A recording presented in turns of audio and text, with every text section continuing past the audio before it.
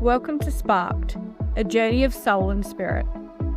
I'm Niccy, medium, soul guider, and your spiritual cheerleader.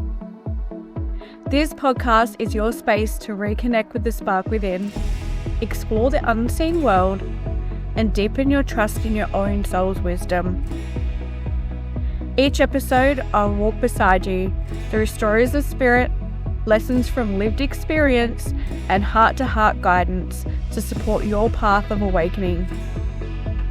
Whether you're navigating your gifts, healing your heart, or just curious about the magic of it all, you are so welcome here. Because your soul's journey is a spark that matters, and you don't have to walk it alone. Let's get sparked. Hello. Oh my God, I've made it to episode 2. Well, you guys have made it to episode 2. I love this podcast thing. This is a lot of fun. And I know for a fact that this is going to be a creative journey that is not just going to be over in like 4 episodes. I understand completely that this is a part of my journey and how I work and how I do things. And I would just like to say a big thank you to those that have already reached out to me. And it is so special that you're sharing things about my encounters that you've encountered. And this is what it's all about. My intention behind this is not only for me to expand and grow and to understand and learn all of the spiritual things, but it's more about how I can help you all. And I understand, of course, I can't fix everything, but I do know, however, that I can be your spiritual cheerleader, even if it's just this podcast that you listen to. Even if you don't buy a service from me, if you don't sit in my reading room or have a Zoom with me, you are still in my spiritual community by just being here and just listening. So thank you. Now, wild ride. I just recorded episode 2 with so much excitement, but also a little hesitation. And spirit works in the most magical ways. I went to actually upload this episode and I was met with deletion. My whole episode had been deleted. And then it got me thinking, well, that was not meant to be. And so instead of being freaked out, instead of being upset, thinking about deadlines, I purely surrendered and thought, okay, we're switching directions and that's okay. This is what I need and this is what the listener needs at this very time. I did also think that the last recording, the magical deletion recording, didn't feel as authentic or it just didn't feel right. So, of course, everything was taken care of and it was deleted. And I'm sure if it was to resurface, yes, it will. And does it mean that I'm computer illiterate a little bit, especially on this podcast program? Probably. But we're gonna do it again. And this time, this is the one that we need to listen to and that needs to be aired for our soul. Okay, so this time around, I'm going to talk more about my spiritual awarenesses, things that I look back on that now I understand why I was being shown what I was shown, or why I felt the way that I felt in certain situations. And I, of course, didn't understand what the hell was going on at the time. But now looking back, I can see how they were all breadcrumbs on the path that I was to walk today in my mediumship, in my soul guiding, in all the things that I do. And as I share this piece of my journey, I do want to invite you to reflect on your own. So maybe this will unlock a few memories or nudges from your younger self. So You know, the things that you felt weird in exposing or you didn't even let anybody know about when you did experience them. This is time that you are able to reflect and understand and know that you are not alone. You've never been alone. And you're not too much for feeling deeply and sensing things that others don't, or wondering, what else is out there. So let's start right at the beginning and from what I can remember to share with you all. So one of my earliest spiritual feelings that came was from my nan's house. So the house that belonged to my nan, it was a really old house. It was once a bed and breakfast in actually a little town nearby that then got moved into Broken Hill. And it used to be a bed and breakfast, before she owned it. And even after it became her house, it still actually had that open door energy. So family members dropping in, coming over, Nan helping those in need, people sleeping over, visiting, passing through, and so on and so forth. Those houses that feel like that they're holding a lot of stories in the walls? That was my Nan's house. And yes, because Spirit loves a bit of ooky spooky, not even joking, she even had a black cat. This black cat, little Mindy, used to actually lurk. I remember she would always lurk between the corridor and she would up against the wall, really sneaky. And lo and behold, there was creaky floorboards everywhere in this house. So you would hear little scratches and squeaks. It was crazy looking back at it. Oh my God, I love it. And as a kid, I remember that I would always run through that corridor. So I remember running from the kitchen, which was at the back of the house where everyone was gathered, all the way down the hallway to one of the front rooms. So I would bolt. And my heart was racing, like something was chasing me or someone was watching me. Even then, I actually knew deep down that I did feel like I was being watched. And it wasn't scary, but it was an alert, I guess. A heightened. Like I was never quite alone in that household, even if I went to go and play by myself. There was one particular room at the back of the house that I always felt actually energetically off. And it had been turned into a sort of storeroom. Nan would always just pop her storage stuff in there. It was like a junk room, old furniture, so on. But the energy was always really thick. And I even recall that at such a young age. It felt really heavy and unwelcoming. I never wanted to go into that room. And it always actually had the door closed too.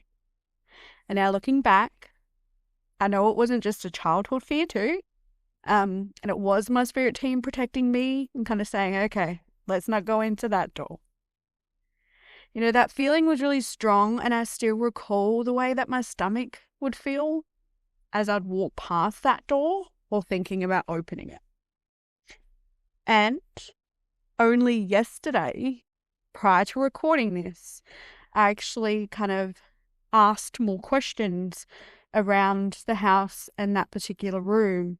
And I was told, in fact, that someone that had resided in there previously, there was a little, there may have been some dark history and so on. So little Niccy and that big intuition was right on the money about that particular room. I didn't actually have one big ghost story moment in that house, but it was the first time I really did begin to notice something subtle yet powerful, like the rooms could hold energy. The air could shift, and my body knew when something unseen was present. So just feeling into those energies. And it was like each room had different feelings and gave me different feelings. A few years later, I was in primary school or elementary school. I know that I actually have a few listeners outside of Australia, but, so say I was about 10, 11 years of age, probably 10. I was starting to already become labelled as a little bit of an outcast. I was a bit of the quirky one. I was the little creative soul. I wore crystal necklaces. I doodled in the corner of my notebook, drifted into daydream, especially when it come to freaking maths. I did march to the beat of my own drum, and I was really coming into owning that little creative power as well. I just felt like I was tuned into something else that, my other peers didn't quite understand. But just before I entered high school, I had one of the most vivid spiritual moments of my childhood. And I was sitting alone in the lounge room of my home, so my mum's house. Nothing out of the ordinary was happening that day, and it was probably just a day after school. I do remember having my school uniform on. But suddenly I felt like I was floating. I'm not, just my body was still on the couch, but I was somewhere else entirely. So waves of energy just moved through me. They felt dense yet comforting, like a big, warm, unknown hug. And then the question started to roll on in. Who is Nicole? Well, yes, that is my biological full name, but who is Nicole? Why am I here? What is my mission? And then deeper still, why is my family my family? Why did I have this name? Why this life? I was being shown something, and not through words or visions, but through a deeper inner knowing. And it was like I was on the brink of remembering something I had always known, but had forgotten. Then, just like that, I snapped back into my body, just back into the lounge room, back into the ordinary. And just like that, the moment passed, but I never truly forgot either. Not long after, I had another experience that really did shake me and kind of really confirm that something within me was really wide open. One night when I was getting ready for bed, I sat at the edge of my mattress and I could hear sirens in the distance. So just really loud and constant and more than usual. But this time the sirens didn't just pass through. It's like they echoed and they filled the air and they filled me. So these were actual sirens. This wasn't a dream. I could actually hear constant sirens, but I knew that it was just, it was different this time around. I was on high alert this time around. Those sirens were connected to something or someone in my house. I just had that deep knowing. And the next morning, everything felt still when I woke, like too still. Like I couldn't hear Mum in the kitchen banging and clanging. I couldn't hear my sister's music in the bedroom.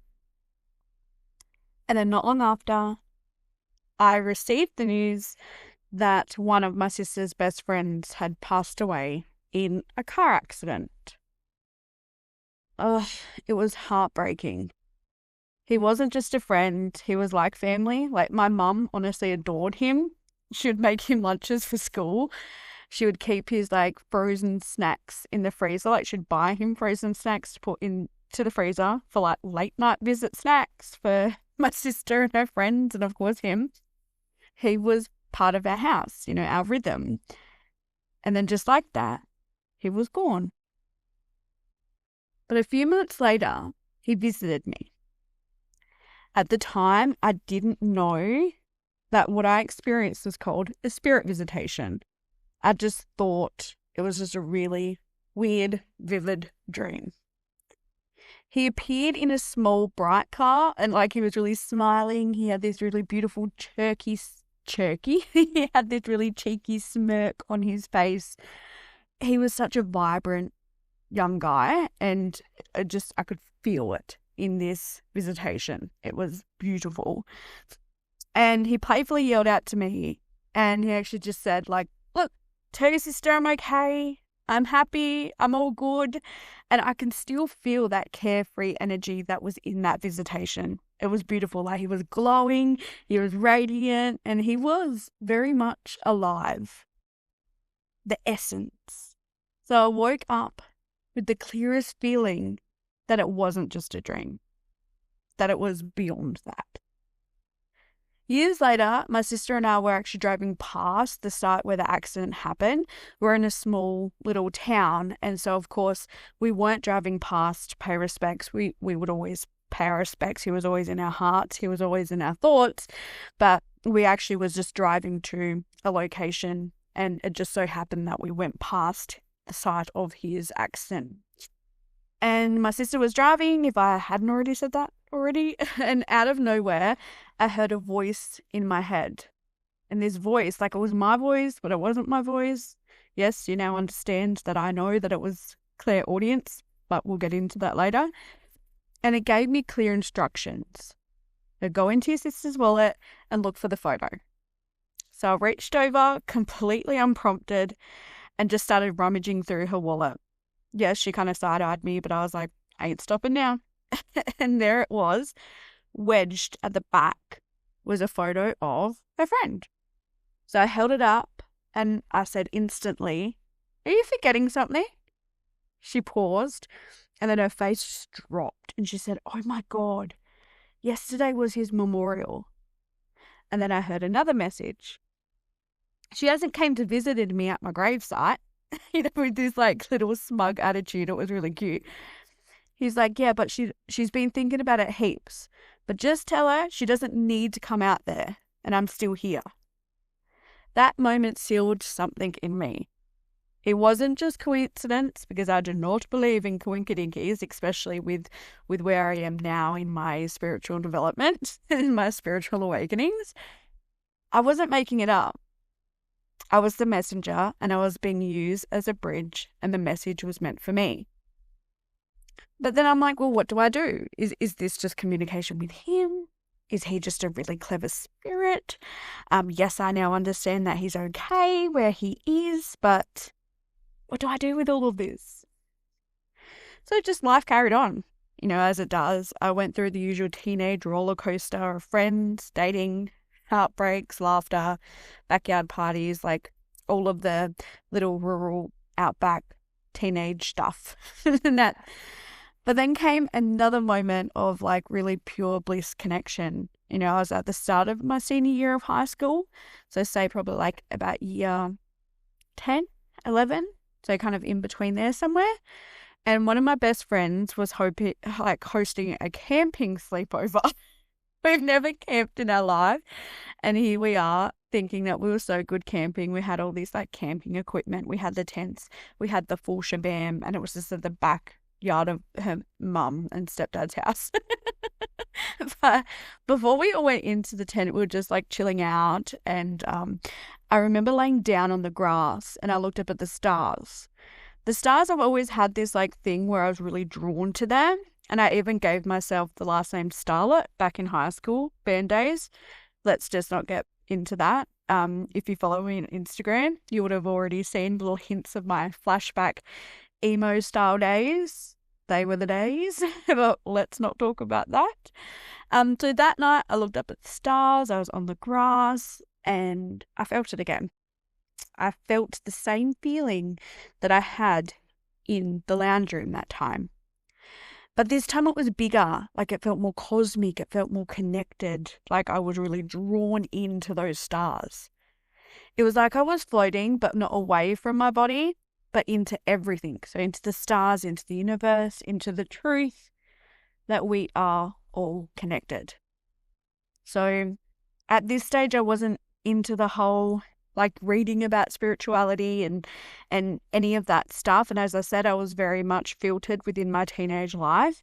But just at that moment, I knew there was something bigger. I couldn't explain it, but again, that feeling. And let me just pause right there. There was no substances taken at this party. So there was no drugs, no alcohol. It was actually quite quite an innocent little camping experience in my friend's backyard. But just me and the stars, within that time, that experience that I had, there was something just ancient waking up inside of me. So there you have it. So some of the awarenesses that trickled in through my early life, and trust me, there are more stories to come. So some darker, some stranger, some downright otherworldly. But for now, I'm only just warming up. I invite you to take some time this week, just sit with your memories and think about moments where your body knew before your brain did, where the atmosphere shifted, where you felt something and maybe just never spoke about it because, again, you may have felt weird or very judged. Just journal it, breathe into it, and above all, know that you are not alone. And this is why I share these stories that I do. Until next time, trust in you, trust in love, and trust in love for you. God, that was very cheery. And all the magic things in between. Bye. Thank you for being here with me on Sparked, a journey of soul and spirit. Before we close, I want to acknowledge the Willakali peoples, the traditional custodians of the land in which I live and work. I pay my deepest respects to their elders past, present and emerging, and extend that respect to all Aboriginal and Torres Strait Islander people listening today. If this episode sparks something within you, I'd love for you to follow along. Share it with someone who needs it, and stay connected as we journey deeper into soul. You can hop over to my website, nickysoulguidance.com, for more details, offerings, and a space to connect with me directly if you have any inquiries or want to explore this path further. Until next time, trust your soul, follow the spark, and honour your heart.